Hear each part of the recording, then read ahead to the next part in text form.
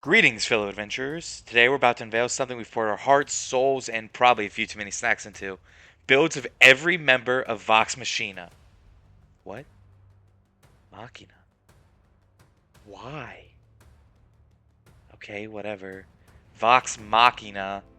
After watching every wink, every critical hit, and every dick joke in the legend of Vox Machina, we've embarked on a quest to bring you character builds so absurdly accurate, even Gilmore would be impressed. Translating a TV show into a tabletop adventure, it's like teaching a gelatinous cube ballet. Tricky, messy, and bound to raise some eyebrows. But fear not, we've embraced the challenge with open arms, a heap of imagination, and maybe a pinch of insanity. Stay with us as we unveil character sheets so meticulously crafted they might just rival Gilmore's very own glorious goods.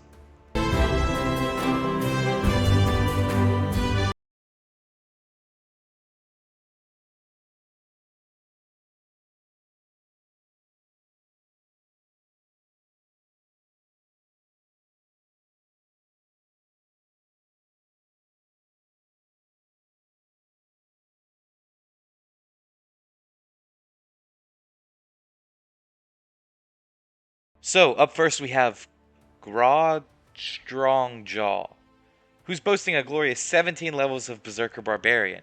Because, subtlety is for the Scanlins. And oh look, 3 levels of Battlemaster Fighter. That's a surprise, to me, at least. Now let's gaze upon these stats. Brace yourselves, critters. A jaw-dropping 26 in strength. That's a Scanlan-sized number. 15 in dexterity. He's nimble for a big guy. Or maybe he's ready for a surprise keyless dance-off. 22 in constitution, because moderation is for, well, not really Grog.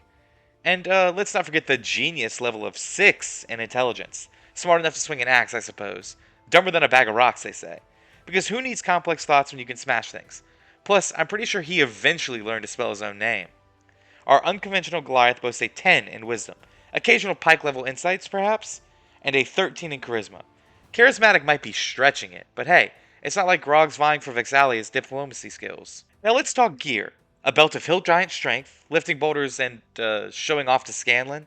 Titanstone knuckles, because sometimes you need a punch like well, not like Vax. And the chain of returning, the true MVP in preventing Vax, where's my axe moments. Oh, who is this Travis Willingham guy? Hold on. That should say natural 1 in the players section. This is embarrassing. I didn't realize that would be there. Anyway, we can just ignore that. Let's just move on to something else. Feats, you ask. Grog's got him. Tough as a knoll's hide, mobile enough to chase after fleeing creatures like a goblin on the run, and great weapon master, because who needs finesse when you've got brute force of a raging barbarian? Okay, is there anything else on here? Nope. Okay, no, that's it for Grog, his magnum opus, apparently. Seems like we can move on to the next character. Hold on, there's 1, 2, 3, 4, 5, 6. I thought there were 7 of them. Why is he inactive?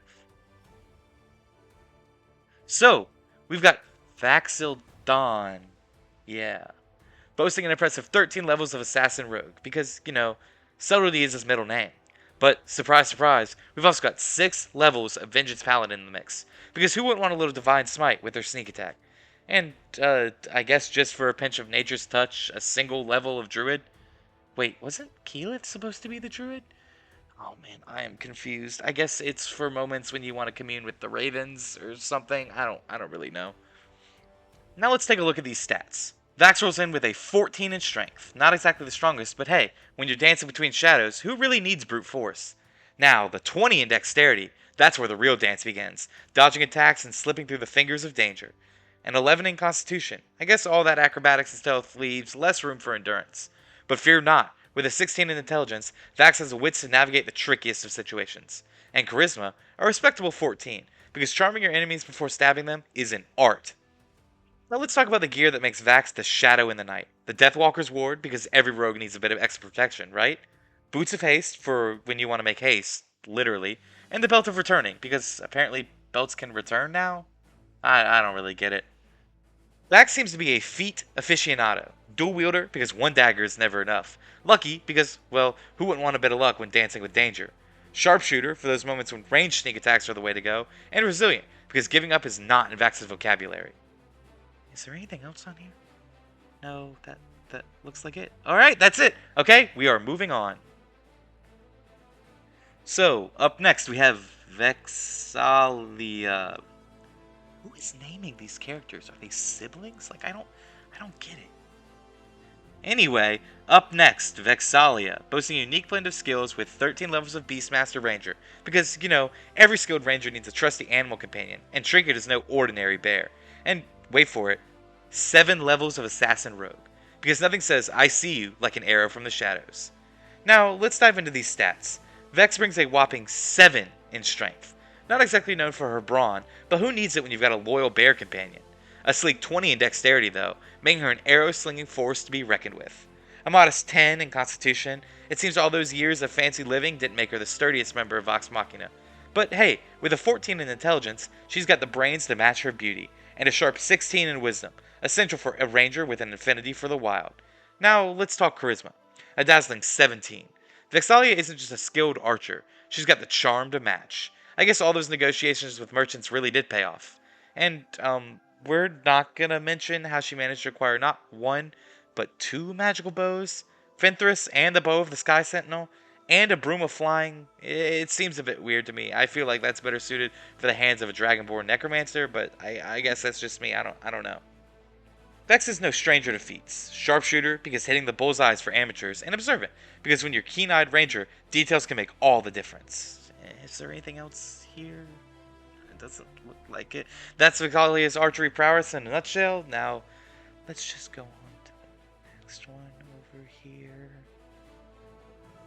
So, Scandin Shorthalt, the Bard Extraordinaire.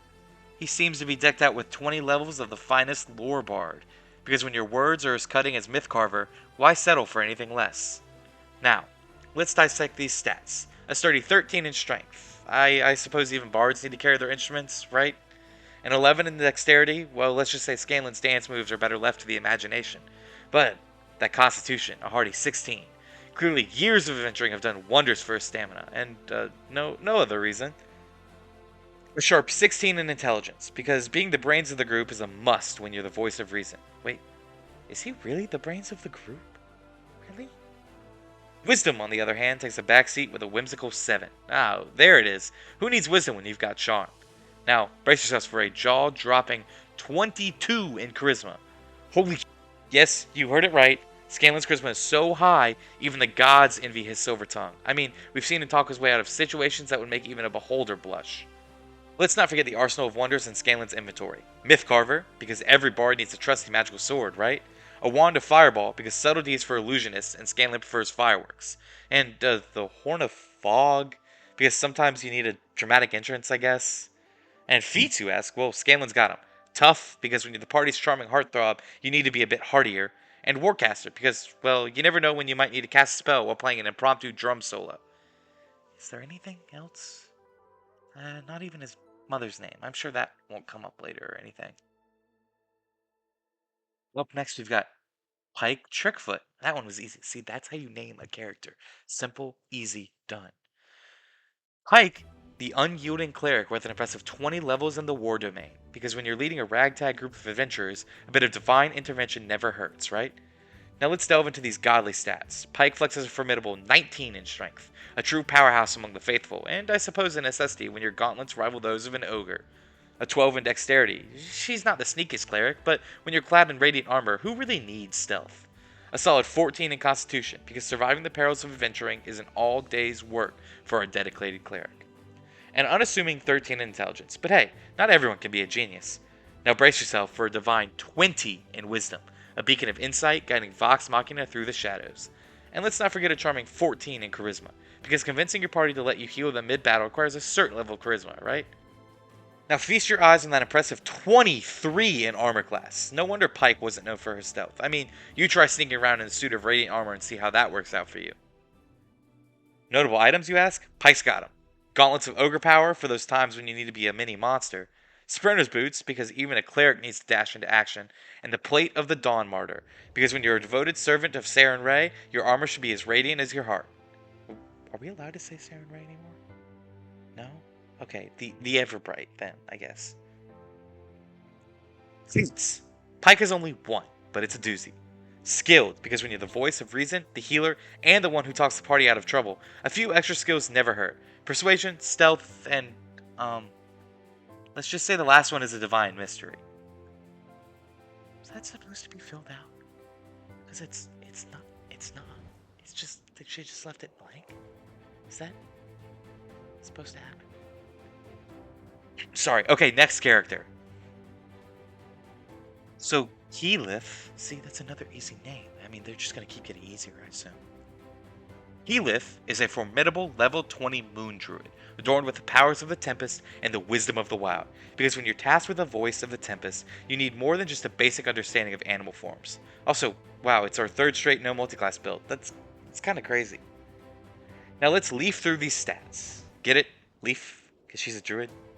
Please, please laugh. Heith flexes a modest 14 in strength, not known for her brawn, but who needs muscles when you command the elements? A 15 to dexterity, nimble as a breeze, I suppose. A solid 14 in constitution, because when you're shapeshifting into various creatures, a sturdy form is key. An intellectual 15 in intelligence, a druid with a brain. Now brace yourself for a majestic 22 in wisdom. Heith's connection with the natural world is so profound, even the trees themselves probably seek her counsel. And she's got a modest 10 in charisma. Well, when you're conversing with ancient elemental spirits, it's more about the essence than the charm, right? Now, let's explore the magical items that adorn our druidic maestro, the mantle of the voice of the Tempest, because when you're channeling the Tempest Fury, you need to look the part. And the Spire of Conflicts, a mystical staff that probably has more stories to tell than even Keyleth herself. I'm pretty sure it's a staff, I don't really know. Feats, Keyleth's got 'em. Skilled, because when you're made into a diplomat for Vox Machina, a diverse skill set is essential. Intimidation, persuasion, and a dash of alchemy, because who said druids can't dabble in potions? And of course, Warcaster, because concentrating on those powerful spells mid-shapeshift requires a steady focus. And then there's this mysterious feat called Mystic Conflux. I mean, does anyone really know what this does? Is this really D&D? Or is this just one of those like unbalanced, wild homebrew concoctions that Mercer makes all the time? Do you know? Up next we've got Percival Frederickstein von Musel Klosowski de Rolo the Third. What? Who decides to name a character? Anyway, I'm gonna call him Percy. Percy, our 20th level fighter and gunslinger. Now, let's take a closer look at these stats. Percy boasts a rather impressive 22 in dexterity, quick on the draw, nimble as a rogue, and probably dodging more bullets than he fires. And, oh god, it's a whopping 20 in intelligence? It's like Percy's intellect extends beyond crafting firearms to, well, outsmarting even the most cunning of foes. These stats are really high. How did that... Okay. Looking at his strength, he has a... Wait. Are those guns? Why are they named that? There's no guns in D&D. Are those guns? Wait, what is this? Grit points?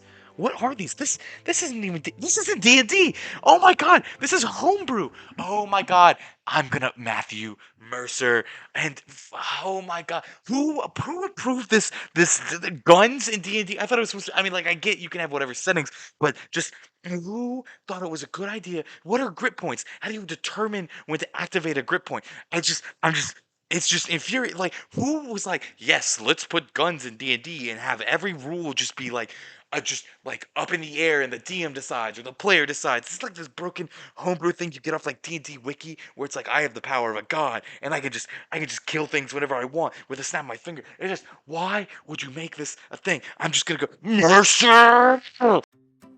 Well, dear viewers, that concludes our journey through our very original character sheets of Vox Machina. We've unraveled the complexities, dodged a few unexpected twists, and explored the depths of creativity that went into these builds. Whether it's Percy's explosive array, Heith's nature-infused mysteries, or Scandin's symphony of charisma, one thing's absolutely certain. Vox Machina knows how to keep us on our toes. And we here at Natural One are more than thrilled to have taken you on this journey with us. As always, stay tuned for more character builds, more surprises, and don't forget to do all those things that make the algorithm happy. It really does help us out, and it tells YouTube that you enjoy watching our stuff. Happy adventuring, and until next time, we'll catch you on the flip side. Wait a minute. There's one more here. I don't remember him from the show. Who's Tiberius?